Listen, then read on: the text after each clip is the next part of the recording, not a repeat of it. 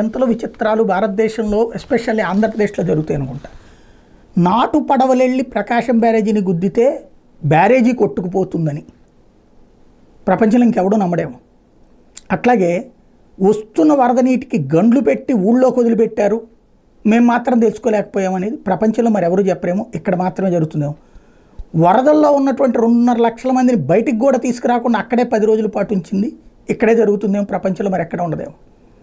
ఇవన్నీ ఒక విచిత్రాలు అయితే, ఇప్పుడు పేర్ని నాని వేధింపులో మరొక విచిత్రమైనటువంటి అంశం. ఆయన కట్టినటువంటి సందర్భంలో ఆయన గోడౌన్ కట్టుకునేటప్పుడంట దాంట్లో కిందేసిన మట్టి ఏది, దాని మీద దర్యాప్తు చేస్తారట. వేధింపుల్లో విచిత్రం. ఇలాంటి దరిద్రపు వేధింపులు కనుక భవిష్యత్తులో పునరావృతం అయితే రేపొద్దున పొరపాటున తెలుగుదేశం అధికారంలోంచి దిగి రేపొద్దున వైసీపీ వస్తే మట్టి ఏ ఊరు నుండి తీసుకొచ్చారో దానికి పెనాల్టీ రాయమని రాస్తారు, లేదా దాని కారణంగా అరెస్టులను రాస్తారు. ఇలాంటి దరిద్రపు వేధింపులు ఇంతవరకు ఎక్కడ చూడలేదు.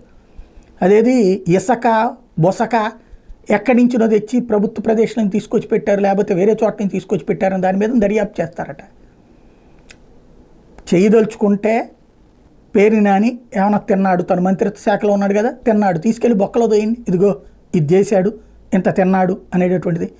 ఇట్లాంటి పిచ్చి పిచ్చ కేసులన్నీ పెడతంటే చివరికి పిచ్చతనం కింద కేసులు మారుతాయి. కోర్టులు రేపొద్దున ప్రస్తుతానికి తాత్కాలికంగా రిమాండ్లు పెట్టుకున్న ఆ తర్వాత వెటకారం అవుతుంది. ఇవాళ రోజున మనం నేర్పే పాఠం రేపొద్దున మన కార్యకర్తలు మన నాయకులు వెంటాడుతుంది. అది గుర్తుపెట్టుకోవాలి. నిజమైన కేసులు వదిలిపెట్టాల్సిన ప్రసక్తే లేదు, నిర్మోహమాటంగా వేసేయండి. కానీ ఇట్లాంటి చిత్ర విచిత్ర కేసులు పెడతా ఉంటే కొత్త తరహా వేధింపులు మనం పాఠం నేర్పినట్టు ఉంటుంది. ఇప్పటికే కొన్ని పాఠాలు నేర్పాం, ఎట్లాంటి కేసులు పెట్టచ్చు సోషల్ మీడియా పోస్టుల్లో, ఇట్లాంటి వాటిట్లో. గతంలో 41 నోటీస్ ఇవ్వమని ఇప్పుడు కనబడ్డోడిని అలా లోపలేసేయమని చెప్పేస్తున్నటువంటి రోజులు.